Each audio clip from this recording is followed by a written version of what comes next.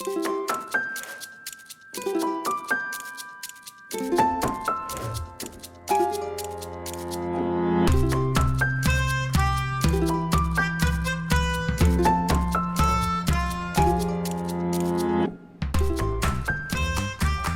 welcome everyone to a very small group of the Wildwood Book Club. We're very happy to welcome Sarah Stonich, an author from Minneapolis, St. Paul? I live in Minneapolis. Great, okay. And Sarah's program this evening was funded by the Minnesota Arts and Cultural Heritage Fund, or the Legacy Program. And so Sarah, we will let you start things off and just... Okay. There we are, all right. I guess that's the handout. You got it. So do you want to tell us how did Ava Finch come to be?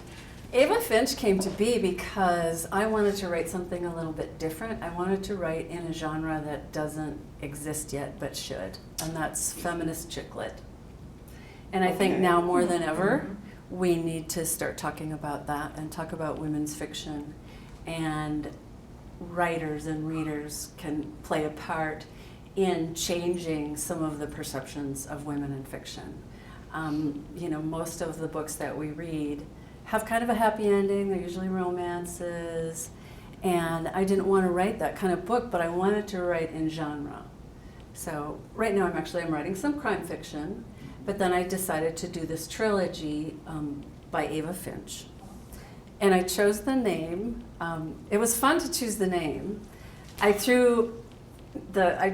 little pieces of paper, I threw names into a hat of literary characters that I really liked, names that I liked, and then I just started pulling them out one at a time. And if the URLs were not available, I'd just throw them over my shoulder. And I really loved Nabokov's book Ada, or Ada, as the title says. And I had already decided that I wanted Finch. And I'm walking around the house saying it out loud to see how it sounds. Why did you want Finch? For Scout Finch, because she's a Okay. character that I really adore Okay. in fiction. Okay. And I'm walking around saying this name, and my husband says, "Can you hear what you just said?" And I said, "Yeah, Ada Finch." And he said, "It sounds, like you've just eaten a songbird." So that was my first choice, and the I URL see. was available, but it didn't quite work off the tongue. So then another name that I was looking at was Ava, which I really liked. And Ava Gardner was one of my favorite actresses, and she played a lot of really good literary roles. So that's how I settled on Ava Finch. Yes. And it's been a lot of fun to write under a pen name. It's a much different style than my other work. Now you've read more than one of my books, and so Vacation Land is my most recent novel under the name Sarah Stonich. So this is Ava's first novel, and it is a little bit different. It's written a little snappier. So Much Ava, quicker pace. yeah. I mean, it's, yes.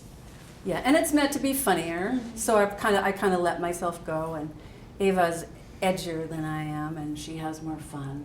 How do you write edgier than you are? That would, that to Do me. you think I'm edgy? Well, no, I'm saying if you write like more serious than a person is, or more intellectual than you normally are, or more funny, or more edgy, how does a person take on that persona? Because to be true to that, you'd have to sort of go there. Yeah, I do.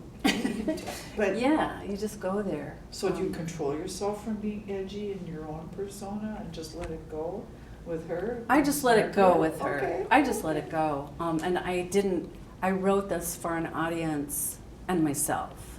I wasn't really thinking of the people who bought and read my previous books. They weren't on my mind. And I wanted to reach out to a younger generation of readers, particularly younger women, because as I was writing this book and as some of these things were happening during the campaign, and the campaign has been, 3 years long. True. It started to occur to me that young women aren't really all that involved in politics the way that they used to be, and they're not as feminist as my generation was. And there were some signs that I was seeing, like my 29-year-old niece just got married, and she changed her name. And it shocked me to my core. And this was something that Ava was writing about at the time. And I thought, really, do women still do that? It's kind of an archaic thing. You know, I understood it when my mother's generation did it. Some of my friends did it, you know, thinking, well, you know, there's kids to consider and schools and double those names kinds on of birth things. And double certificates names that go off the edge of and the all of computer that. documents. Yeah. And I got to thinking about how the world would change if women stopped changing their names, if they just kept their own identities. Would the world treat them differently because they had more respect for their own identity? And I think it's true. We have a late comer. Hi, come on in. Join the My circle. trouble with that is that when women keep their names, they're keeping their father's name. So you're still in the patriarchy. Yeah, until now, but that could change. You see? Yeah. Yeah. But it still goes back to.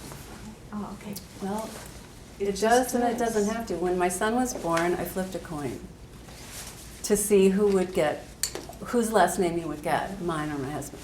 My husband won the flip toss, so my son became a Smith upon birth, and I was given the choice from the first name as the consolation prize. And then I got this baby home, and I had named him after my grandfather, and I realized his name was Joseph Smith. It happens. Yeah. It happens. So he goes by Sam. But still, it's your father's name. See, Yeah. we're all going through the patriarchy. There are no women's names anymore. They do it differently in Latin America. Right. Where's the, how does that work I exactly? can't remember, but there's always a hyphen, and I think they take both of them, so it's the mom's. The But mom's the mother's is name first. is her father's name. If you go Right. back far enough, Yeah, I Yeah. don't know, unless you're Icelandic, they're the Yeah. only ones who do follow the. daughter. Right. Yeah, right. Yeah, Right. Yeah. Yeah. 'Cause I'm part Icelandic. We gotta work that one out. Mhm. Yeah. Yeah. And I think, and as we talked, the Icelanders are the only, and Icelandic women are very strong. Mhm. And I think maybe you've got something going there. I hope so. So we'll see. We'll see where that goes. It was really a fun book to write, and I'm working on the sequel. So that will be a trilogy. And the next one is called Reeling, again with the fishing theme. Or the reeling. Or, yeah. She's reeling from what happens in the first book. Easy. And the first book, has anyone here read Fishing? No. Okay. Oh, you did? Mhm. Okay. You have questions? About it specifically, well, were you gonna say something? Well, I was just going to describe the plot of it, which is a young woman who has it followed in her father's footsteps and has worked in the pro sport fishing league, which is really misogynistic and kind of a brutal place to be as a young woman in her 20s and 30s. And she's coming off of that a little bit of a deer in the headlights.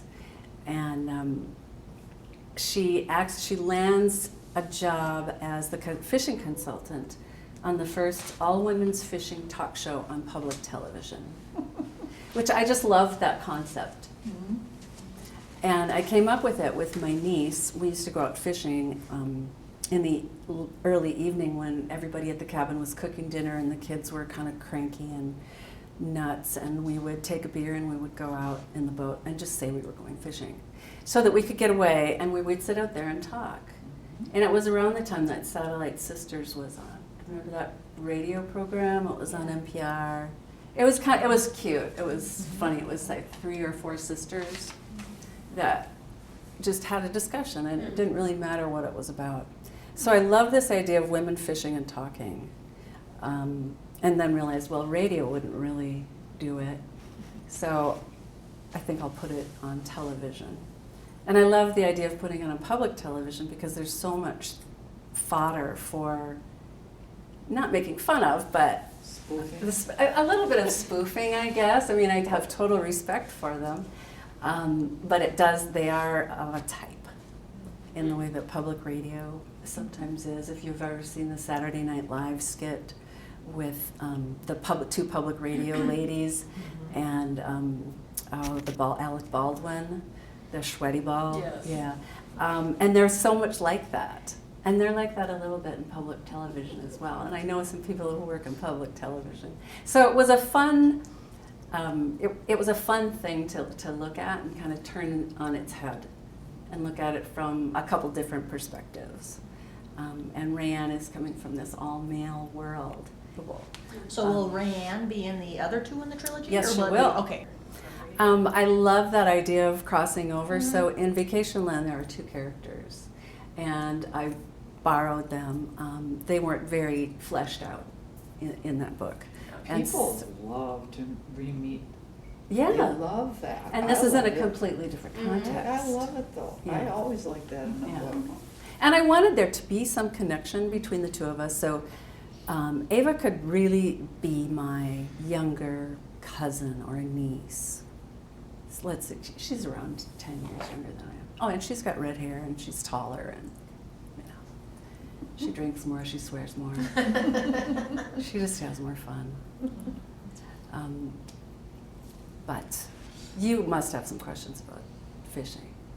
Well, I just have more general questions, but I'm curious, so you're talking about how you felt like there needs, within the genre, and especially kind of changing the view of women or broadening our roles. So I'm curious where even those discussions are taking place about genres and whole missing, gaps, and kind of where you draw some of those ideas for your own writing. Does that make sense? Well, Discussion. some of it is dissatisfaction with women's fiction, and how the overall arch is that there needs to be a romance. And even though there is a romance in Fishing with RayAnne, it's not really the thing. It's her empowerment and her growth. And she has two really good female role models, and that's her mother, Bernadette, who she kind of bangs heads with frequently, and you always sort of rail against what your parents are. And her mom's a hippie, and she's a new age aging coach to the menopausal rich. And she takes rich women out on blood-type quests. Menopausal rich. Yeah. I love Yeah. that category. So they go out to these kind of ritual hot spots to celebrate the ceasing of the menses. And then all of the woo-woo stuff that would go along with that, which ceremonies. yeah, exactly, which RayAnne just can hardly stand, But there's this overall goodness about her mother, and her heart is in the right place. It's just that she overdoes it, and so she's kind of turned RayAnne almost against feminism in a way, just because what she's seen of it has been, a little overboard, I guess. But her grandmother was a Sinatra-era chef. And she has a lot of respect for this woman who pulled herself up by her bootstraps and has managed and run a number of restaurants and is in her 80s and had one marriage in Italy that, is kind of hush-hush, and then her long-term marriage that ended too quickly, and so she's been a widow for many years, and she and RayAnne are very tight. And so she's sort of RayAnne's touchstone. Just these two really strong female characters that she has to draw from. I have an older sister who reads these horrendous books that are fake historical, Oh yeah. romancy, kind of super throbbing tragedies, and just like another form of chick lit. Yeah. Yeah. Just vile. So publishers though sort of require that from me. Some do. Some So do, how did you definitely. get past that with your editors, et cetera? I actually haven't really yet, because they didn't really know how to market this book. And we had some battles over the covers. I had actually written an out within the book that RayAnne herself does not read books with covers that have cartoon high heels and shopping bags on them. Right. Or pictures of women, parts of women. Oh, Which yes. is Oh, the yeah. which is Oh, the yeah. book cover that it just gagged me. Oh, I know. I Just don't know like what a that part is. of a woman from here to I here, don't know what or that just is. from here down, or from here up. Does And anyone explain what that is? I don't know, but the first cover they sent me was a woman looking out from the back of a boat from here up, looking at a wake. And I had to kind of nudge them and say, well, have the designer read parts of the book so she understands that. But did you say the U of M is published? No, they're they're Sarah Stonich's publisher. Oh, okay. Ava Finch has a different publisher, at Okay. least for this first book. Okay, I was gonna say, if the U of Yeah. M is doing those, they don't ask you to have formula fiction. No, U of M. no, they're actually quite good. Oh, okay. Yeah, so my literary fiction is being done by the University of Minnesota Oh, Press. okay. And that's kind of new for them. Okay. Fiction in general is new for them. They've really just started, they've got a crime series, and they did a Lorna Landvik book after her publisher dumped her. She's a friend, and she self-published her last book, and it didn't go well. And the reason that she was dumped by her big publisher was because she dared to write something a little bit different. So it wasn't the general kind of feel-good Midwestern housewifey comedy. She wanted to do something extraterrestrial. And her agent and her publisher just said goodbye. And I think that has happened more and more with the big houses in New York. They're spending all of their money and their time and their marketing on the 2 big books for that season. Right. And then their mid-list authors don't get nurtured and or sometimes dumped. And so a lot of the university presses and medium presses are taking up that, they're filling that need, and very smartly so, because they have everything in place. My publisher and I had a lot of fun. They allowed me, because they were new to fiction, they were really open to suggestions as how to launch a book. How to launch a book differently. And so we had our book launch in a bar, What bar? the Clown Lounge downstairs of the Turf Club, and it's Oh my. full of animal heads and old neon beer signs How cool. and beer cans. And it's got like the back end of a deer taxidermied. Oh, wow. And my husband wrote a polka, and we had, it was so fun. We had a ball. Anyway, take as many coasters as you like. But instead of sort of the usual thing, some of these places, some publishers, especially the smaller to medium-sized ones, have more contact with their authors. And so there's more kind of back and forth and discussion about how to go forward with a book. I mean, there's a lot of beer in this book. And that's the reason that we did it. And they did let me choose the cover for this, which is a paint by number. yeah, I like that. And it's actually a painting of a paint by number. Uh-huh. And then on the back, there's the parts where you fill it in. Remember the blue lines? Yeah, I did. And it just, some deer it just seems like every resort or cabin Yeah. has Yeah. at least one cheesy paint by number. Yeah. And then the sequel, Laurentian Divide, will have one as well. And so I wanted to do a different cover for this, and I was really encouraged to go with a half of a woman. Oh, jeez. You know, When you're half of a fish, geez. or half of a fish. But I really loved this. Very good. And so this is Then- RayAnne right here. I mean, you can. Did you get somebody to paint this? I didn't do it. No, I'm all- the publisher they did. found- okay. Yeah, I mean, I suggested images. Okay. I put together 200 images, I think, and then scaled it back to 20 and sent them mostly old fishing lures and schools of fish with one going the wrong way. Mhm. And this is what they came up with at the end, and I really like it. Yeah, it's I'm very quite pleased with attractive. it. What you I said wanted to before. separate it. Publishers in general don't like authors to do this. They have a hard time with it. There's a prominent there's a lot of people that write under two names. Mm-hmm, I know. Yeah. Even Joyce Carol Oates wrote a book under a different name. Well, that's it. You often don't even know No, who you their don't. pseudonyms are. Yeah. And then she never did it again. I don't know why. Maybe she was just tired of seeing her own name on 113 books. So what did you do before you started writing? I worked in advertising and as a visual artist and in publishing. I started out as a visual artist. Okay.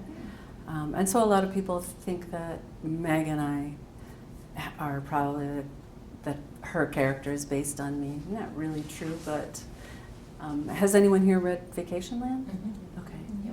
Yeah, I'm not really that much like Meg. Okay. I'm more like Ursa Olsen, who is a very crotchety older lady who just doesn't, she has no time for a bull anymore. I really like that character. And she comes back in Laurentian Divide as well. Oh, okay. Yeah. And there are a few other characters in this book that go over to Laurentian Divide. Pete, Meg's boyfriend, the one who came out in the first chapter to pick up the severed hand. Yeah. Okay. He's not, he's not a very attractive character. He doesn't have a whole lot going for him, and I wanted to redeem him because why would Meg ever be involved with this guy? Right, right. And so then we learn his backstory and his present, and that he's a recovering alcoholic now, and his real story. And then another character is his father, Alpo Scissorhands. His real name is Alpo Lottie, the guy who had the topiary forest. Oh, yeah. Yeah. Yeah. And so the next book is much fewer characters, many fewer characters. Well, you're putting together a puzzle. Yeah. I mean, because all the pieces, you figure out, wait, this connects over here, and this is, what I loved about Vacationland is that really the main character was the land, the spot. Thank you for noticing that. The narrative. And so actually one of the questions what I was gonna ask you is, who has been your most influential in your writing, I mean, with the land as kind of a character? Or even just some of your for your literary fiction, who's been most influential? Well, I definitely wrote this so that Naledi was a character, and the area, and northern Minnesota is kind of a character for sure. Oh, But influences from other writers, I would say Irish writers who write about small towns, they do it so well, without saying a whole lot. And mostly it's about the actions of the people and their perceptions, and they're all in the same place, and they all see the world so much differently. So I'd definitely say Irish writers. They have this same kind of love-hate relationship with their environment that's really easy to have up north. You feel constrained by it, yet it's beautiful, it's small. There's a lot of restrictions associated with it, yet it can be stunning and paradise and all of those things. Till winter. Yeah, until winter. When I read Shelter, I really enjoyed it. And I liked it when you were finally having a good time at your cabin and the work yeah. was done.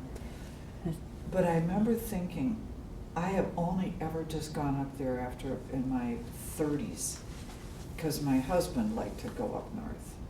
And so we would rent a cabin. And I thought, I felt very fortunate that I never had gotten bitten by that bug you had. Because you went through so much work. Oh, and then you told about packing to go up there for the weekend. Yeah. I just thought, I'm so glad I never wanted to go north. Again, it's definitely It was like it's you a did love. it for me, because it Yeah. was just so hard. I'm sure I inspired a lot of people to go the rental route. Oh, Definitely, yeah. But I wanted to go back to something that Alicia was saying.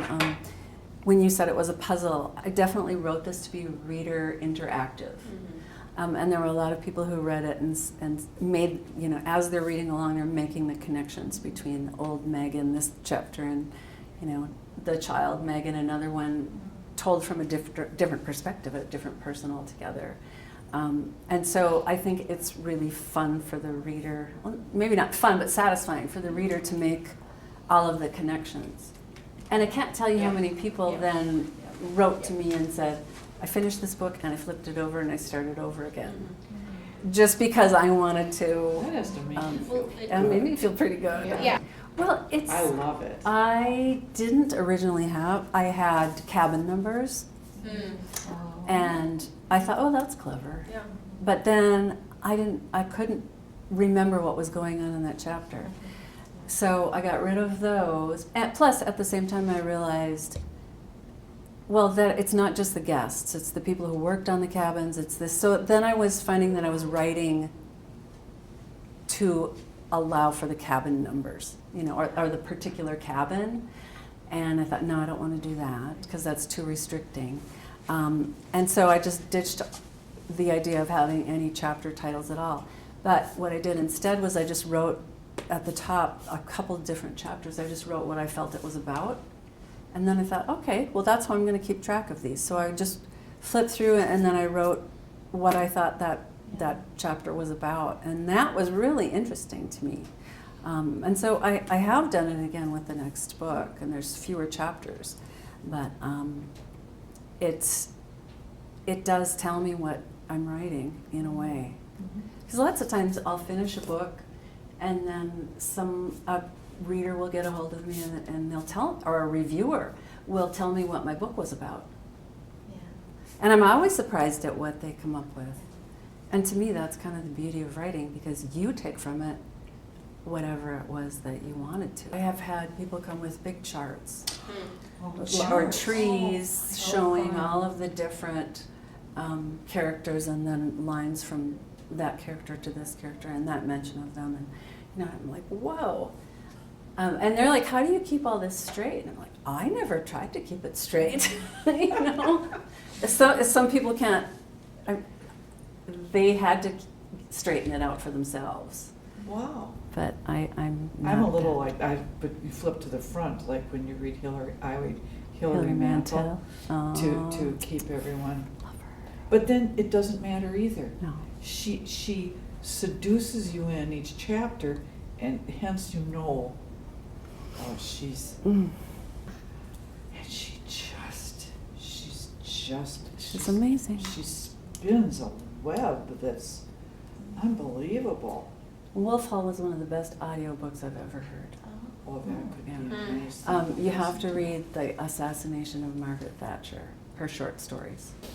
In terms of character development, I mean, can you just pick a character and how do you develop that? I mean, that's more of a writing process question. But How about you pick a character? her name is Cassiopeia. Yeah. So, there's an example. I've always been really interested.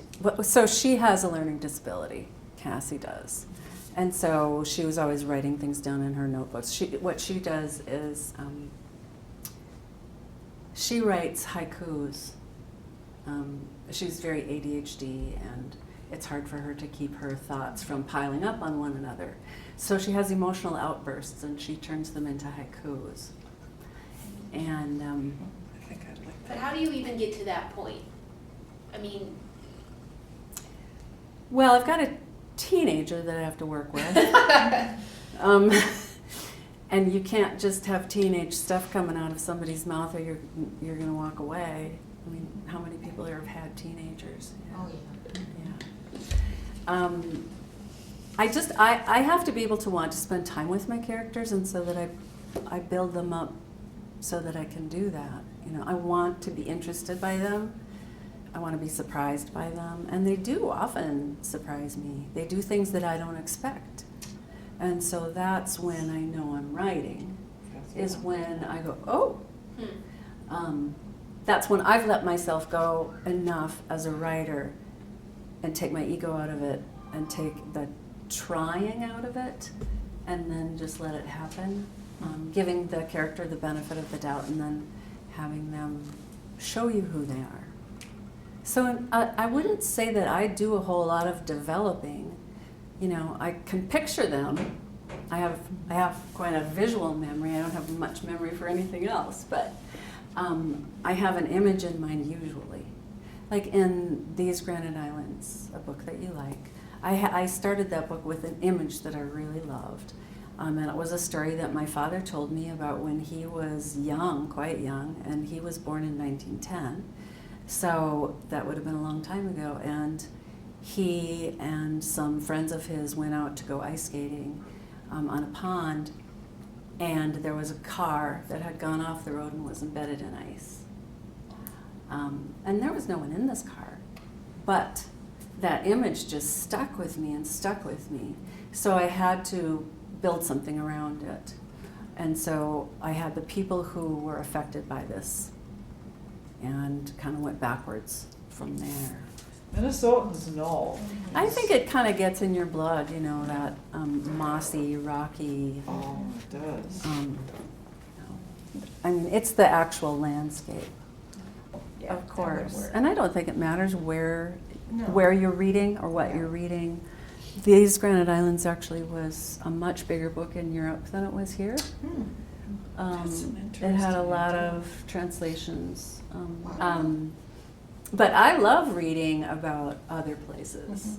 Mhm. The farther away, the better. And when I started writing, well, my second book was about Ireland and Canada. I never really felt like I had much to offer. It's like when I was growing up, I wanted to grow up to get out of here. Right. And then you get out of here, and then you see that place from the distance. Then, and it's different. And You getting just- far enough away from it, you see it for what it really is, and it really is a very interesting place. No, and in the crime series that I'm writing, it's in the really watery part of far northern Minnesota at the border, and it's about water wars. Mhm. So it seems like it's the next thing coming. And when is that one due out? Oh, I'm kind of tired right now. That'll be 2 years Okay. before the first in that series is out. So you write multiple books at once? Yeah, I do. I suppose Again, with the everyone- multitasking. I bet, I'm sure everyone asked you this, but everyone wants to know how much a writer writes in a day. Do you have a About. formal schedule, or do you just? I don't force it, but I sit down every morning after I walk my dog and I work. And if it's not working, then I do something else that's writing related, or I'll go to some other piece that I'm working on, or I'll just write grants while they're still available to write and How things long like do you that. make yourself stay in your room? Well, I don't make myself Right. stay. There's a lot of books out there on how to get yourself to write, and there's all these techniques, and I kind of laugh at those and all of the how-to write books, which I'm sure if I ever read one, I'd be ruined as a writer. If you have to make yourself do it, maybe that's not what you're supposed to be I doing. know.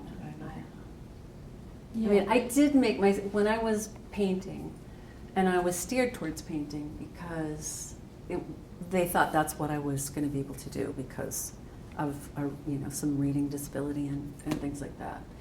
And so I was pushed towards visual arts, and I was fairly good at it. I was a good draftsperson, and I could paint and things like that. But the idea in my head never made it all the way out the end of my paintbrush. And not until I started writing did the ideas actually, you get that flow. With that first book, I had no idea what it was like to struggle to getting a book published. I certainly have found out since. Oh, But a friend of mine who's a good writer, Colin McCann, who did a bunch of kind of bigger books, Dancer and Let the Great World Spin was a recent one, and was that took place in New York? in New York, Oh, yeah. okay. I showed my first book to him, and no one else had read it, and he said, "I'll give it to my agent," Oh my and he gosh. did. Oh. So it went to an agent, and she shopped it around, and it went on auction. So that was really unusual for a first book. Very You must have unusual. been. I was over the moon. Oh my but then there was the curse of the first book being a big Right. deal, and then the Right. second book not, even though the second book was a better book. The Ice Chorus was, Really? yeah. Sorry. Oh, okay.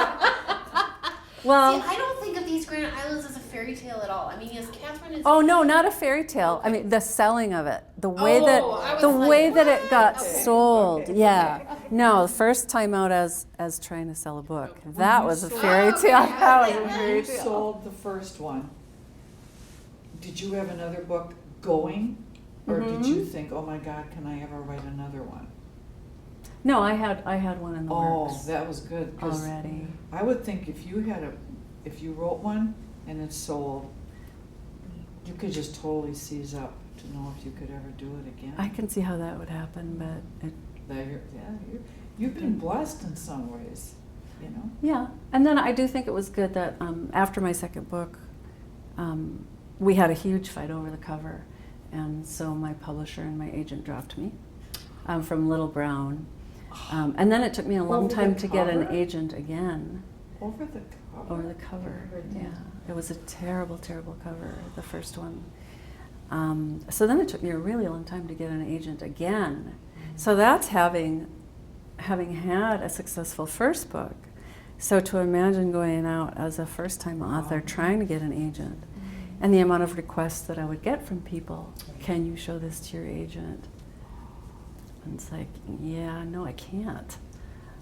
Yeah. So, and authors have to do a lot more now Yeah.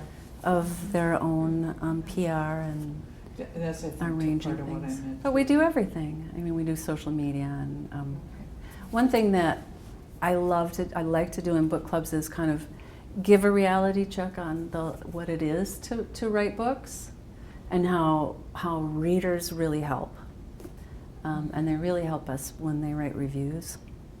Like Fishing with RayAnne, that book is 5 reviews away from, in Amazon, getting into a bigger publishing program. It has 45 reviews right now. It's like, oh my God, I need 5 people. So you're So- telling me that we go on to Amazon and we Yeah. can actually Do make a an review. impact? Yeah, absolutely, because what I that never does, I didn't or know it made a Goodreads, or Yeah. Shelfari, or Barnes and Noble, any of these online places. So what it does is it puts us up in those algorithms Okay. of, if you liked Olive Kitteridge, you'll love Vacationland, right? Oh, yes. So, and it's all about the numbers. It doesn't matter how many stars. And I know there's people who will pay to get like 5-star reviews, which just seems really icky to me. Well, that's how, if you like a book, that's how you help it along. Okay, okay. Well, and you know, even if it's just just 2 lines or 1 line, it doesn't matter as long as it's there. Some of them are like this long, and then some. You know, anybody here know Peter Guy or his books? Yes, I'm reading those Oh, right now. yes. So we did a thing. We're good friends, and we did There's it. a lot of resonance, I think, between. He's the Guy version of me. No, he's, what's his last name? Guy, Geye. And he's giving a class at the Loft this year too.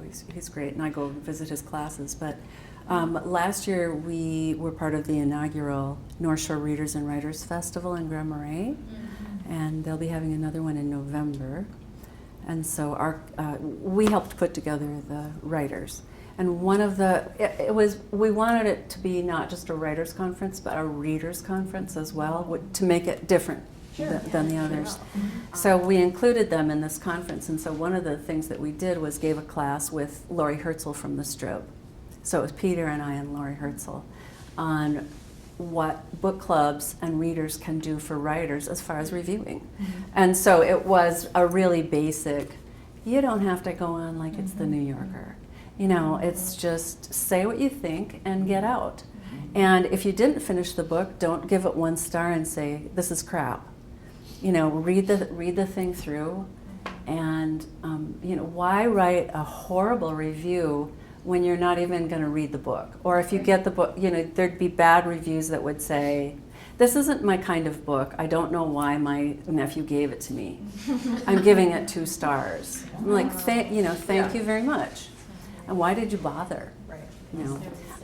There are people who love On the other to be hand, negative. but on the other hand, we both write book reviews. Peter and I do. And oftentimes there's reasons to give a bad review. Say if somebody loved Vacationland and they go to read Laurentian Divide and it sucks, they want to warn fans, they want to warn the readers off. And I've written 2 bad reviews. And I don't like to write them, but these were well-known authors and readers had an expectation of them, and they were highly marketed books. So I'm trying to save people, a dime and say, this other book on the same topic is so much better than this, and this was a disappointment after that first one in the writing. So you have to have valid reasons to write a bad book review. So I would thank you so much for joining You us. are It very was welcome. Small, but quality, Yes. not quantity, I would say. It was Mhm.